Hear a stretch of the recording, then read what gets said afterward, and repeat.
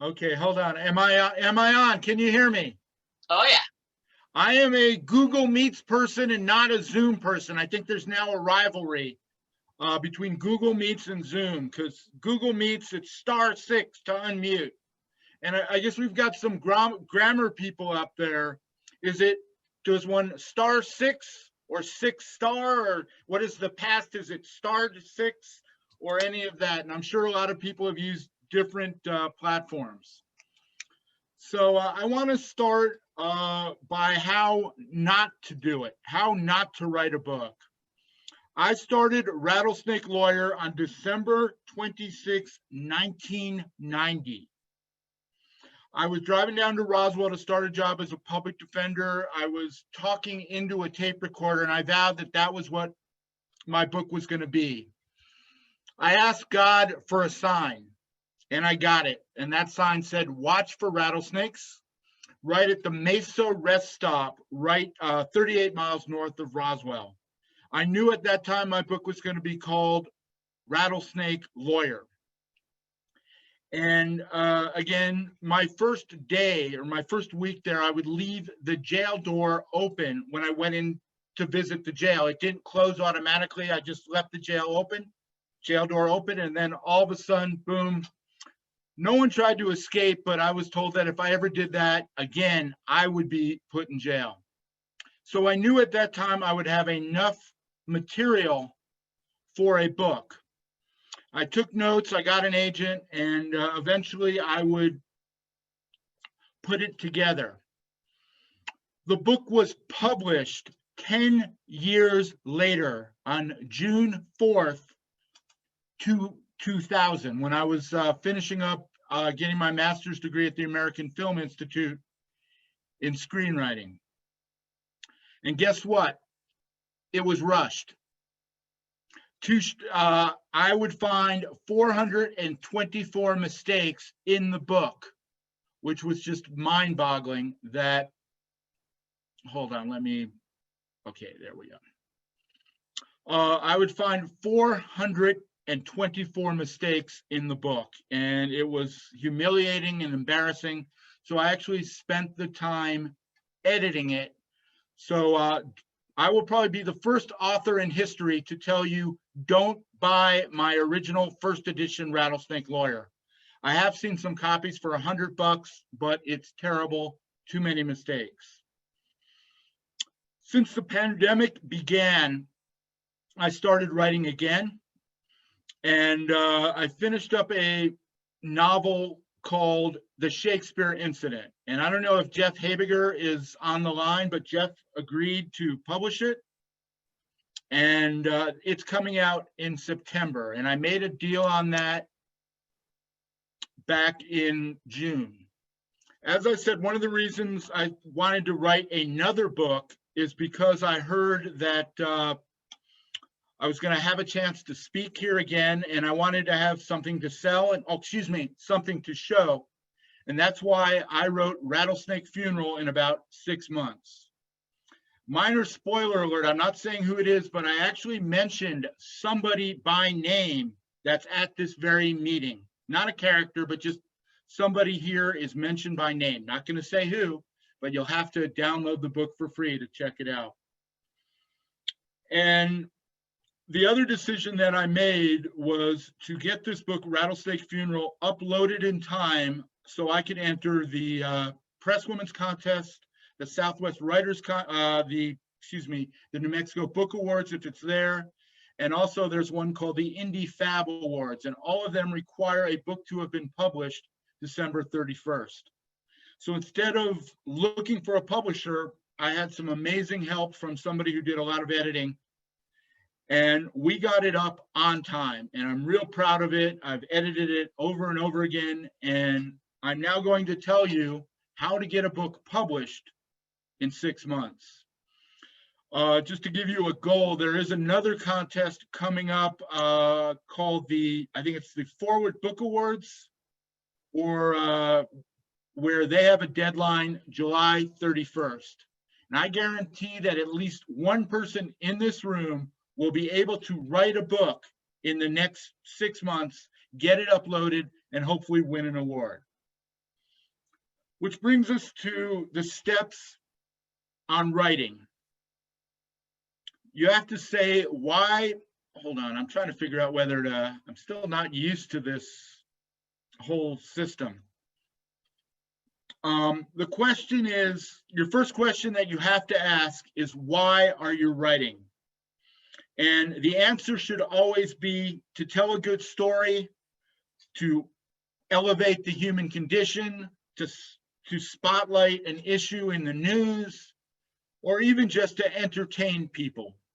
The reason you are writing should never be to make money. That is the worst reason in the world to make money, because chances are you won't. Another reason to write that you shouldn't be using is to win contests. And of course, I'm guilty of writing right now to win a contest, but again, I'm looking at that as a way to encourage myself to get something done, something of quality that I can then submit. The next question you should ask yourself is, what is going on in your life that you can draw on? A lot of you are having issues with family, issues at work, issues with health, issues in politics. And in order to get your book done, it's very, very good to have something in your life to draw on.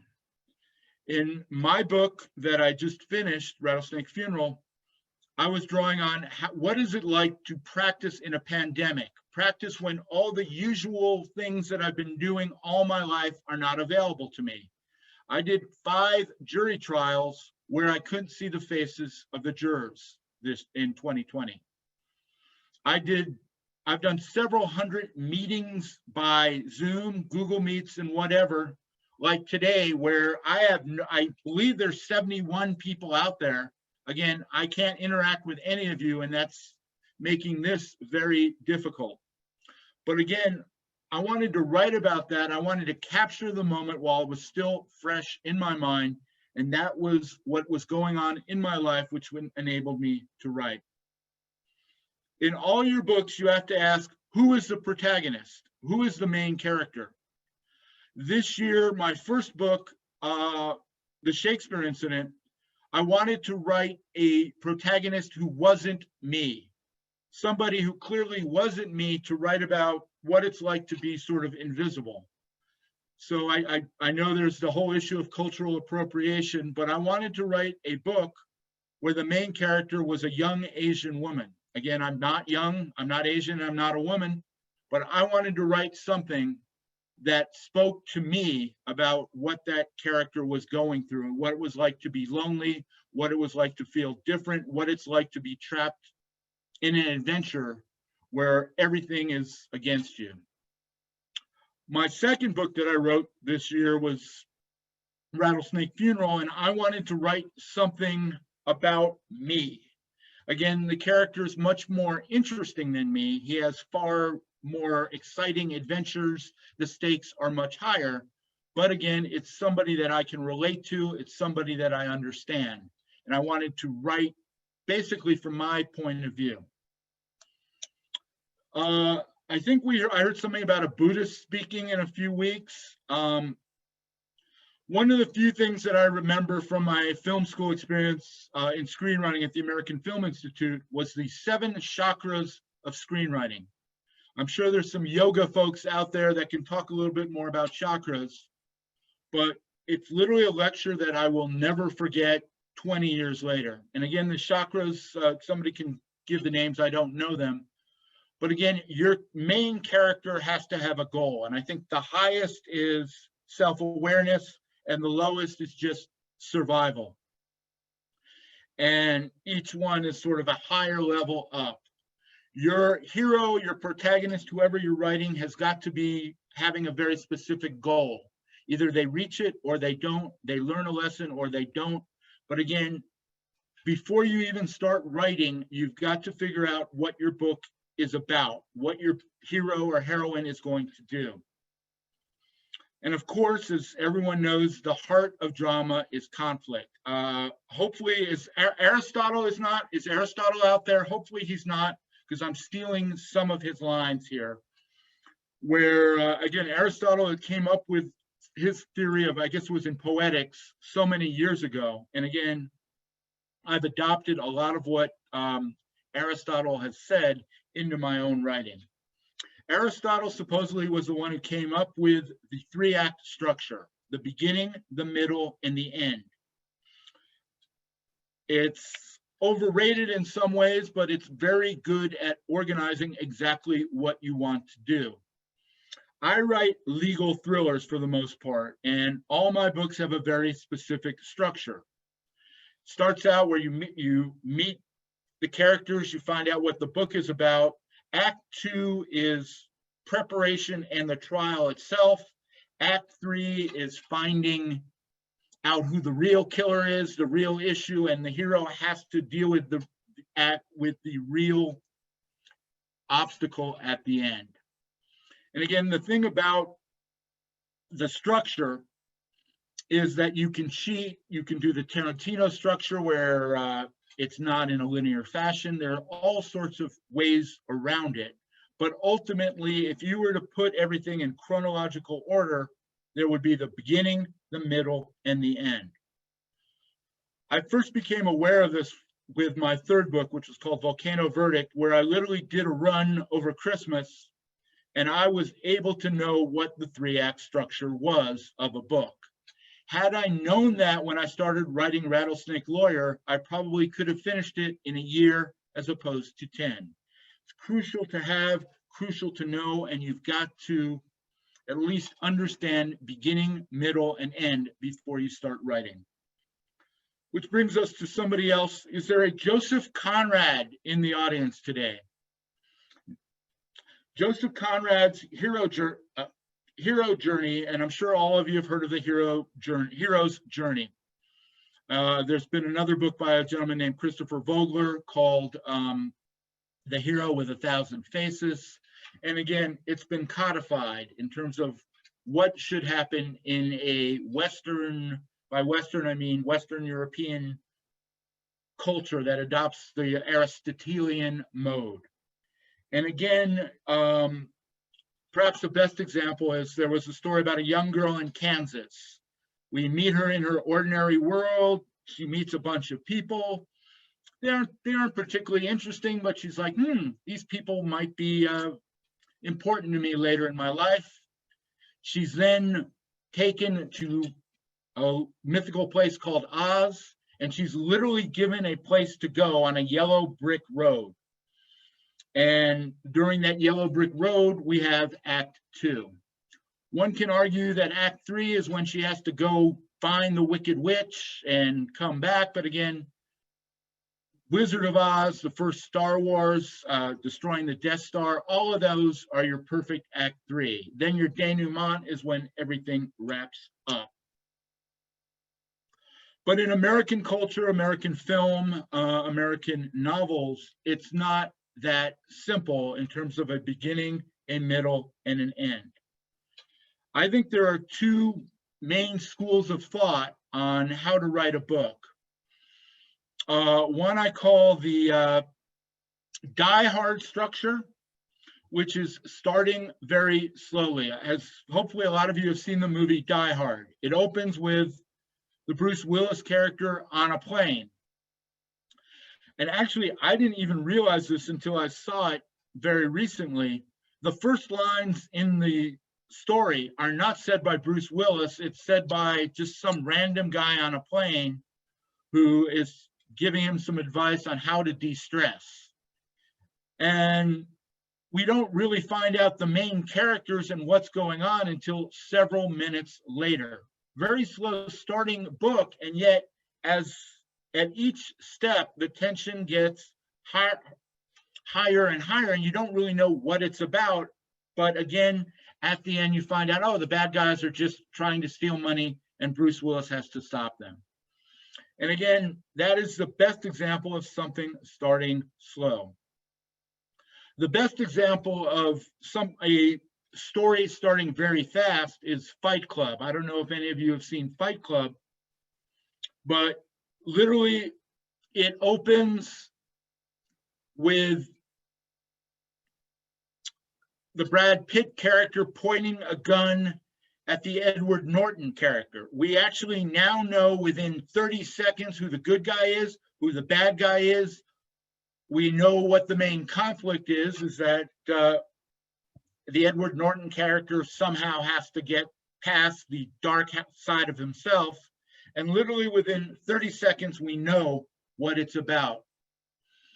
And again, there are a lot of reasons to do that. There's some also, I also saw a Tarantino movie, which I'd forgotten, which used a, obviously in Pulp Fiction, it starts with two minor characters talking, and it sort of sets up the theme. And I think that's another way one can do, where you set up the theme early so we know what this is about. The final structure that I also like to talk about is the truth about mold structure. Susan Cooper is in the audience today. And basically, you've got to make things happen in your book, or else you can be subjected to mold. So again, you've got to keep everything moving. And as I said, in legal thrillers, which is what I write, you start with the crime, you introduce the characters. Act 2 is, we've got to take this to trial. There's always a part where to set up the climax of Act 2, where witnesses are missing and the hero has to cross the border, go to the inmost cave to get the, get those people back, to bring back what's called bringing back the talisman, which was like the broom, was something like that. And then in the end, the hero has to save the day. There's something that is become a standard practice in American literature, which is known as the Chapter 2 info dump. And that is like, you've set up the conflict, everything's exciting, and then you've got to say, well, what is really going on? And one of my favorite writers is John Grisham, but John Grisham does something that I absolutely hate, which is called I call it the intern. Again, I have no way of knowing whether he really does this, but it seems like there will always be in the Act 2 info dump, literally a one character lecturing to another, and the dialogue is always poorly written. It's like, we are violating, we think the bad guys have violated the Whistleblower Act of 1971. We've got to do this, this, this, and this. The law says this, this, and this. This, and this, and if we can do this, we can win $1 billion. And John Grisham is a superb writer, and it sometimes seems that those scenes are so poorly written that they can't be written by him. So what I've started to do to get around the the Chapter 2 info dump is have people be moving. Usually they're going on a road trip, or something where there's a beginning, middle, and end, and you know that the hero has got a specific amount of time to learn something before they're drawn into the next chapter. And in one of my last books, what I also did is have the Act 2 info dump also with a dialogue. So the hero is going somewhere, and they learn about what's going on through dialogue. Instead of one person saying, here is what is happening, it is this, this, this, and this, it's like, what's going on with this? I don't know, tell me more. Well, here's what's happening, and have it back and forth. For those of you who saw,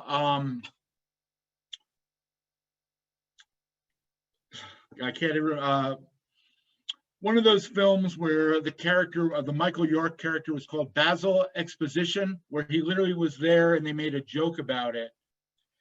You don't want to have a Basil Exposition character unless they're also doing something and involved in the action. So that's how you get around the sort of the, what I call the Chapter 2 info dump. Next, you have the inciting incident, which is at the end of your second act. Usually somebody dies, the mentor dies, the friend dies, the love interest dies or goes away, And that will set up your yellow brick road where your hero has to go and accomplish some task.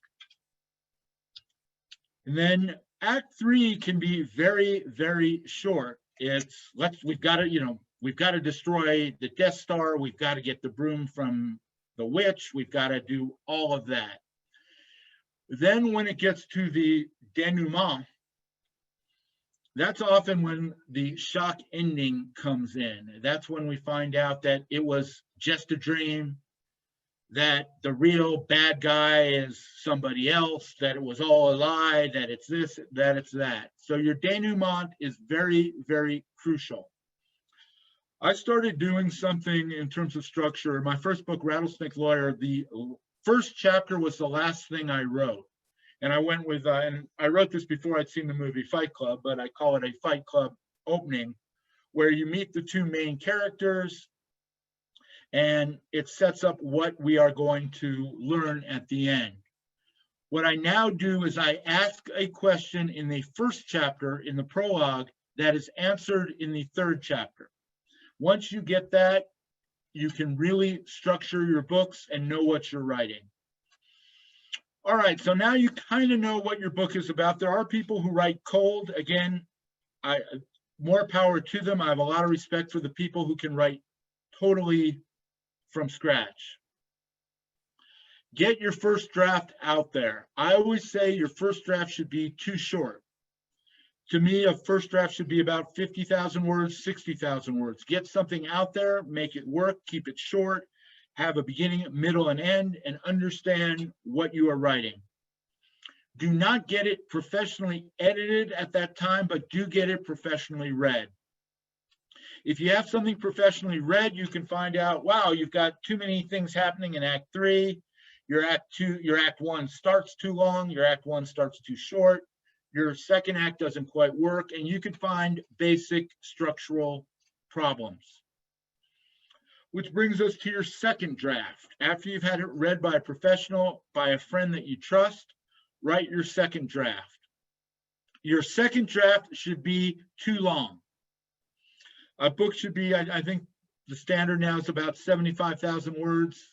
Your second draft should be longer than that, so you can know what to cut. And I always say there's a great line by Dennis Hopper, the late Dennis Hopper, a former resident of Taos. In a forgotten movie, he said, just because it happened to you doesn't mean it's interesting. Every single person is here has had something interesting happen to them within the last 3 days. You met the person on Zoom who gave you either good advice or bad advice, or was distracted or something. Every single one of you has had something interesting happen to you.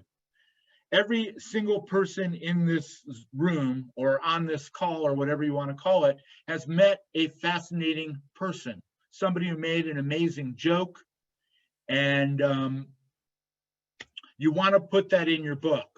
Put it in your second draft, but that doesn't mean it's going to stay there. Somebody asked me how you can get something professionally read. What you can do is SouthWest Writers has critique groups. There are also people through references and publishers who will read things for you. Beware of somebody on Facebook saying, I'll read your book for $100. If it's too cheap to be read, don't do it. If it's like, I'll read your book for $10, again, have somebody read it who you trust. And again, that can be a professional writer who's willing to do it. However, I've been asked to read some things, and I don't like doing it at a certain level. And I had one experience where there was a woman who had something really fascinating to her. I was actually retained to try to help her get her book published. And I actually read it, and it was gibberish. I mean, and this was, it was about, I don't want to say too much, but about a very famous event in the 20th century of New Mexico. And her story was fascinating when she told it to me. And then when I read it, it's like, that's beyond what I can do. So find somebody who can read it, who you trust. It's not going to charge you too much or too little. There's another rule of thumb, which is what I call the apocalypse now rule, is that you could have a scene that really has nothing to do with the plot if it advances the theme.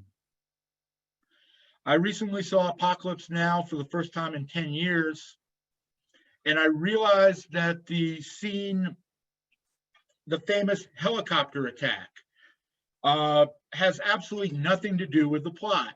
All the main characters are following the lead of another colonel. It's very dramatic, but I guess their boat is placed on a river, and then they begin the act 2 of going up the river.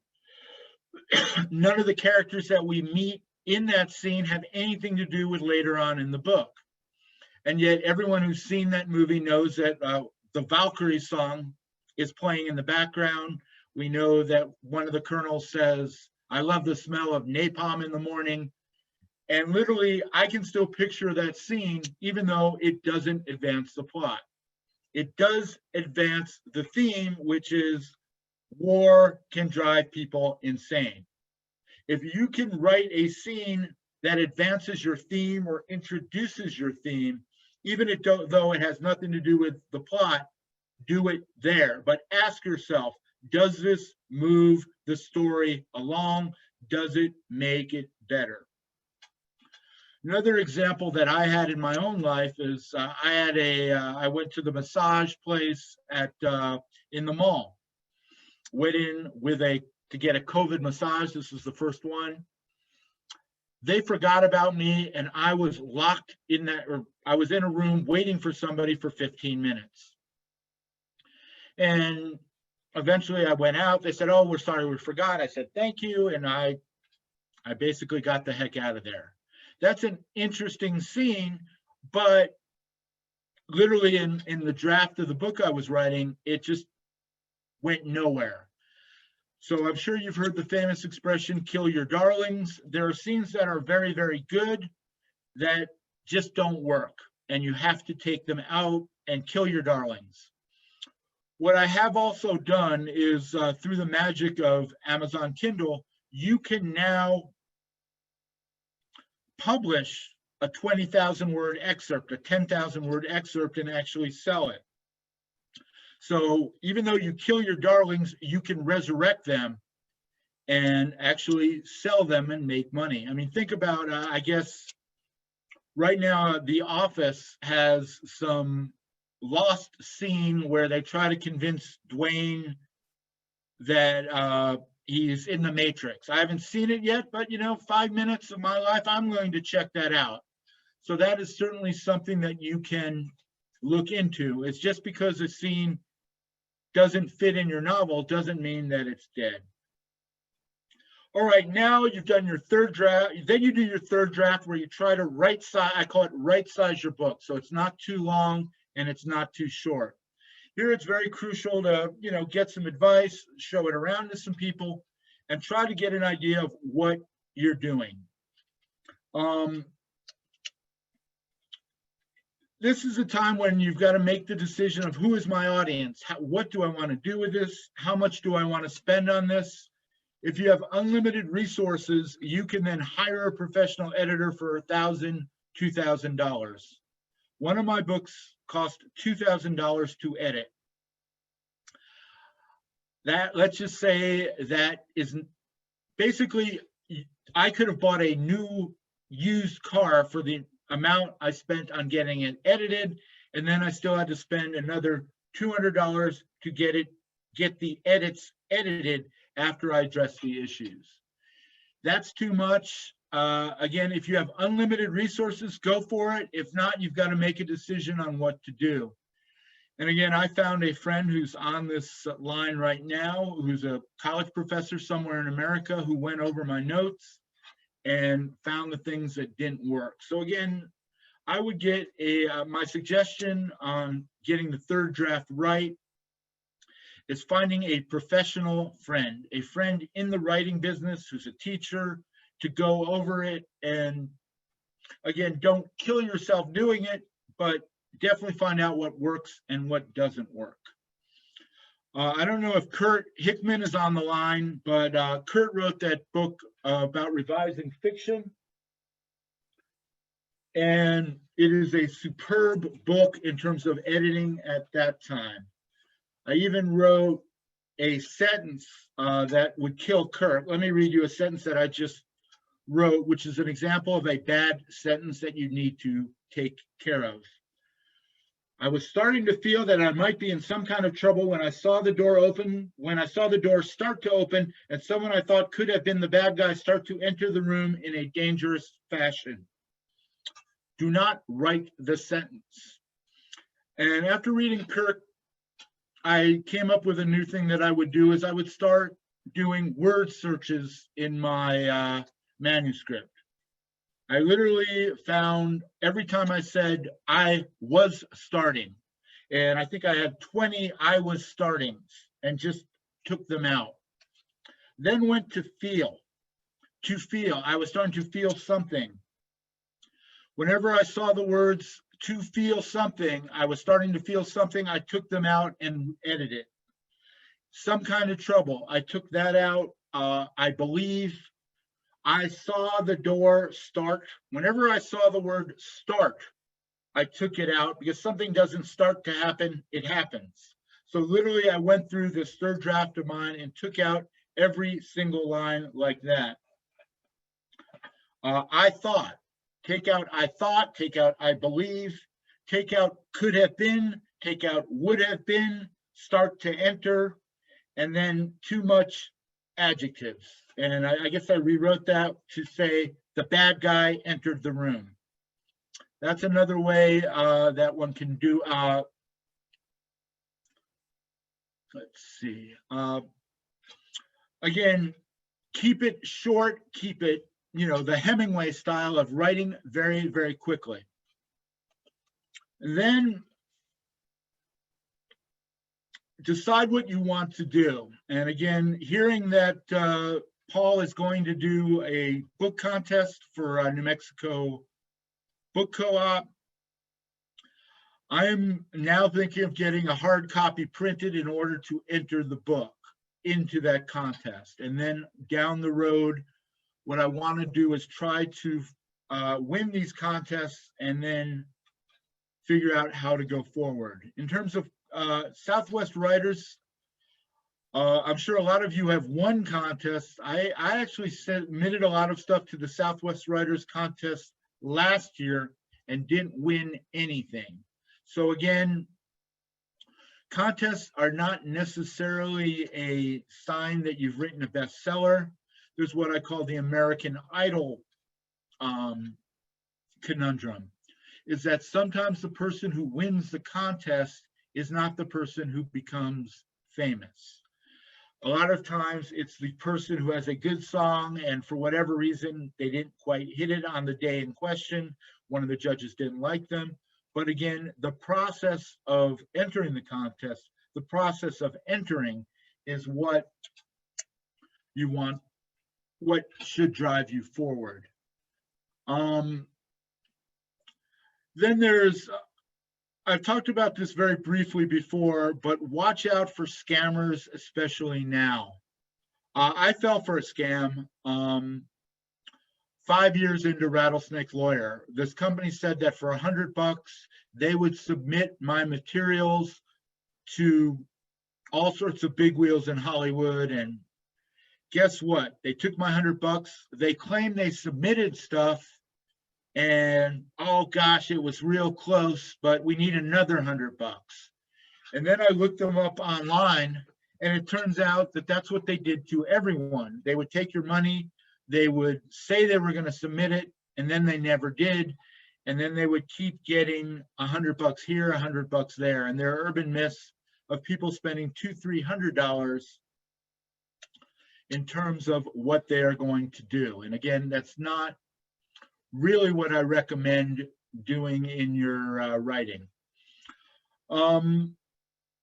I do want to talk a little bit about what my plans are in the future in terms of what, now that I wrote Rattlesnake Funeral in 6 months and I submitted it online. If you know, I hate to try to sell something, but I'm not going to sell it. I'm giving it away. Rattlesnake Funeral is available for a download for free. I believe I posted the link on the chat.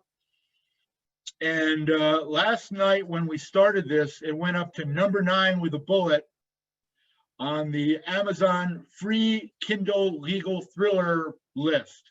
Again, I have no idea how many legal thrillers that are being offered for free last night, but I was number 9 with a bullet, and that was fun. There are people that you can hire. I actually got an email from somebody saying that they could download my materials or upload it to, well, I think I am actually just getting a message right now from somebody who wants, who said that they can get me reviews. There are services that you can pay that will give you BS reviews on Amazon.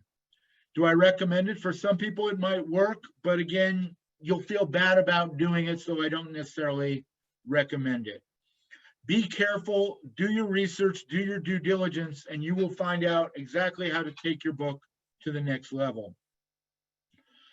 Some other things that I'm sure every single person here in this room is thinking about is we all know that Netflix is coming to Albuquerque. It's a production hub, but we're all thinking, all of us that have written books about New Mexico are thinking, mine's like Breaking Bad, but it's a romance or something along those lines. And again, be very careful in terms of getting what's called a literary agent to turn your book into a Netflix series. It will be done. And I can almost guarantee that somebody in this room is going to write something for Netflix that's going to become a series. But I can also guarantee there are going to be about 10 people here that are going to try to write something and say, oh, this is a great series, and then it's not going to happen. All right, I am going to try to open it up for some questions right now for about 10 minutes. If anyone has some questions, I'd love to hear them, okay?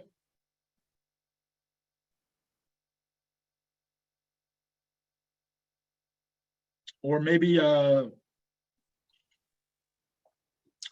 I'm curious, what was the theme of your first book, Rattlesnake Lawyer, and how did the title relate to that theme?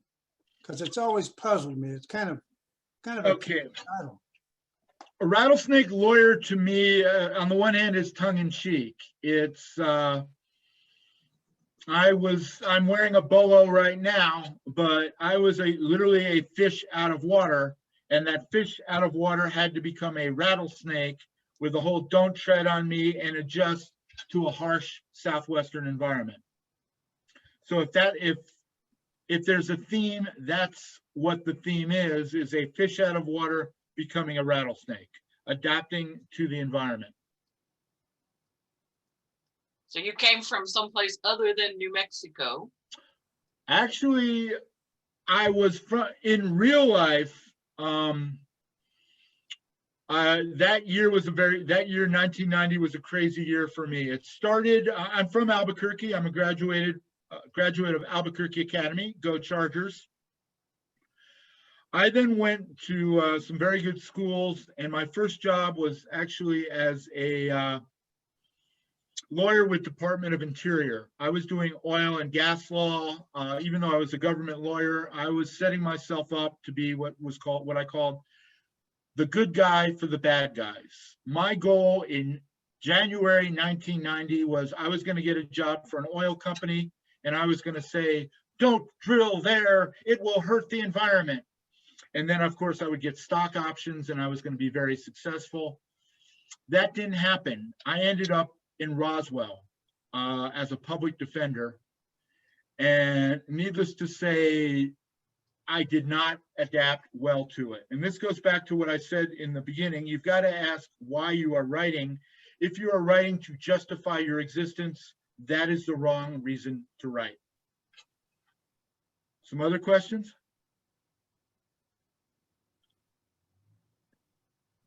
What are some of the other areas that you use for marketing your books now that you've got so many of them out there? I like the idea that you had put this other one on free initially, and that really popped you to the top of their sales list right away. And I could actually do more marketing, but as some of you know, I began, here's the way not to do it anymore. I wrote one nonfiction book called Amarillo in August, An Author's Life on the Road, where my publisher sent me 2,000 copies of Rattlesnake Lawyer. So I got to keep all the money. And I sold all 2,000 copies of them out one by going around the country. Back in the day, there was Hastings. You can go to Hastings, and I had nights. I did a road trip to Amarillo and Lubbock where I sold 200 books over the course of a 4-day weekend. There was, anyone remember a store called Borders? Oh, yeah. Anyone remember all the other stores that, Page One even, I guess Page One is still around, but it's not, I mean, literally you cannot do a book signing anymore. So, and that was apparent a few months, actually a few years down the pike, where selling books by hand is not efficient. There are services that can sell your book. There are, I've now learned there's, on Facebook, there are all these groups that will literally do what's, I guess there was a scam called the Birthday Club that I'm sure a lot of you knew about, where everyone would chip in $100 and one guy would get 1,000, would get $20,000. Then the next, you were then supposed to submit another $100 for the next person, and eventually that 20,000 would come to you. But sure enough, they ran out of, it was a pyramid scheme. So there are pyramid schemes out there for writing, and be aware of them, but some of them do work. So I don't know which one they have. Okay, let's see. Somebody said, how many books have you published? What platform did you use for publication? I started using, I was almost published and I was optioned by Simon & Schuster or one of those companies, but that didn't happen. I went with my first book, Rattlesnake Lawyer, was published by a small company called Cool Titles out of Los Angeles. That's a long story of how I got there. I went with another small company. And again, one of my books was published by a company where they didn't do any marketing and they didn't do any proofing. I've now learned that you've got to do your own proofing or bad things will happen. Let me show you Rattlesnake Lawyer. Here's Rattlesnake Lawyer, what it looks like in paperback. It was published by a company called Cool Titles. Rattlesnake Lawyer is available on Kindle. You can get the expensive hardbacks. Don't do it. I've now, I don't know if Jeff is on, again, as I know if Jeff is on the line, but I'm using Artemis, I never know how to say it, Press. They've been wonderful people. But again, I wanted to have control of what I did. Somebody said, asked me, do I outline a book? And I now have started to outline. Usually my outlines are simple enough where I could keep it in my head or less than a page. Any other questions out there? Other people that want to advice on things to do? How do you apportion your time between lawyering and writing? And basically, what's your writing schedule? And how's that changed from the beginning to now? Here, I will now make a confession that I probably shouldn't admit. Right now, I do not I started writing when I was traveling. And when I was in a, when you're in a hotel, when you're in the Holiday Inn in Clovis, New Mexico, you're not going out to the club. At 8 o'clock to 9 o'clock, you're writing. At 6 in the morning to 7 o'clock, I was writing. So that's what I was doing when I was on the road. All of that stopped a few months ago when I stopped traveling. And imagine a situation like this where what is your name, sir? Oh, Sam, hi. Hi, Sam. All right. Sam, just imagine you were going to give a talk at about 3 o'clock today, but you're on here and you've got to listen to me. And right now you just turn it off and you would write, because you never know that I started writing while I was on Zoom calls, while I was in court, virtual court, while I was on hold. Sometimes the nature of the business right now, I am on hold for 2 hours hearing about some case that I don't know about or don't care about, and I'm writing at that time, okay?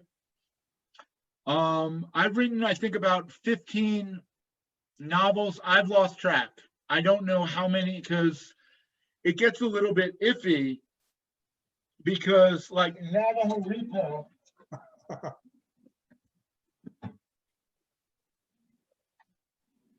there was a, this is my book, Navajo Repo, and it looks terrible. So what I did is I had it edited. And that was the one I spent $2,000 getting it edited. And now there's Navajo Repo Special Edition. To be honest, I'm calling Rattlesnake Funeral Advanced Reader's Copy. I'm assuming that, let's just take the perfect plot. I get it, so it wins a contest or places in a contest. It's then picked up by another publisher. Publisher says it's too long or too short. I say, okay, can you change the name of this character? Because every once in a while, bad things happen. For example, a character in my book, Rattlesnake and Son, that's about a school shooter, and his name was Marley Cruz. Literally, while I was writing it, there was Nicholas Cruz was the shooter in Florida at Parkland. For one brief moment, I thought about changing the name, and then I just made it so the character is referred to as Marley the whole time, and then Marley Shepherd. I made a change literally for purposes. It turns out it wasn't that big of a deal. I mean, most people don't know that Nicholas Cruz was the Parkland shooter. I'm sure that's going to come back again, but having a shooter, a character accused of a crime with the same name as a famous person can be a bad thing. Somebody wants to know how I can be contacted. I'm on Facebook under Jonathan Miller. I'm on LinkedIn. I'm on Instagram. My email is john@rattlesnakelaw.com. I really wanted to do some branding, so it's john@rattlesnakelaw.com. Somebody wanted to know how I finished Rattlesnake. Rattlesnake Lawyer took 10 years. Rattlesnake Funeral took 6 months because I knew what I was writing, and I made decisions. I killed my darlings very quickly. Seems that I literally was trying to do about 2,000 words a day, and 3,000 words, or 3,000 words. If you write 3,000 words a day, you can get a book done in about a month. Again, that's ambitious, but it can be done. Anyone else have some other questions? In your I was writing, just going to mention that I've been reading your Rattlesnake Funeral book that you had put on, and I think it's interesting that you said it during COVID and mentioned some of the things that you do in courtrooms because of it. This is an interesting time, and all of us don't necessarily know all the things that are going on in the different businesses and professions because of COVID. So that was kind of interesting to throw in there. Well, there was one scene that I wrote where I have a contract with the state where I go everywhere. And I used to drive, I think I drove 50,000 miles in 2019. And basically, I have not been on the road since October. I've driven 0 in the last 3 months. I've had experiences where I've got something on video and 2 phones. And I have a scene just to show what it's like of talking on the phone, and where there are times you have no idea who you are talking to. And Las Cruces, second biggest city in the state, does not have video court. Everything in Las Cruces is done by phone. I have had trials by phone, and I'm not making this up, where somebody said, it was the short man with the tattoos. I think his name is Joey. He has black hair. He pointed a gun at me. And I'm like, are you sure? It's like, yeah, I know it was Joey. And again, remember, it was done on the phone. Another quick aside, I have to do continuing legal education. I had to get credits in order to be a lawyer. And I am not making this up. I actually went to a continuing legal education seminar called Important Visual Evidence, and it was done by phone. Worst seminar ever. I no longer have an agent. I was sort of a little bit, I had some involvement with the William Morris Agency, the most powerful agency in the world. And I actually went to a meeting at the William Morris Agency with a producer. And for one brief moment, everything was possible, and it didn't happen. If you want to read about that, another free plug, I have a novel called Conflict Contract, where I took the experience of that one brief moment where I'm meeting with the William Morris Agency, and I turned that into a scene in that novel. Somebody asked, okay, let me go through. Hopefully I will get an agent from all of these. Several people have said that they're interested in being my agent. We'll see what happens. Somebody asked, what are your darlings? Darlings are the funny scenes that happen to you. To me, an example of killing my darlings is, as I said, being locked in the massage room and not being able to get out, and then busting out and like, you guys forgot about me. It's a great scene. I think about death. I think about this amazing scene, but literally 10 pages that had nothing to do with the rest of the book. And if something doesn't move your story forward, unless it helps the theme, you've got to kill it and take that 2,000, 3,000 words out so you can get to the point quicker. Somebody asked if I write screenplays from my books. I did. I haven't, I no longer have a final draft anymore, but I wrote a screenplay to Rattlesnake Lawyer years ago. I wrote another book called Crater County. I've written a screenplay on that.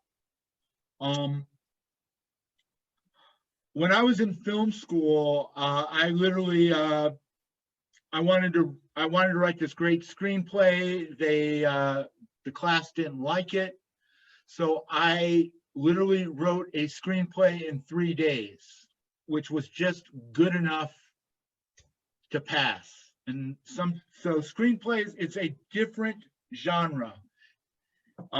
In a book, you can have a long aside. It's very difficult to do that in on paper, on the screen. There was a very good example of Hunter S. Thompson wrote Fear and Loathing in Las Vegas. There was a movie of that where they had to do all these special effects in order to create the first scene.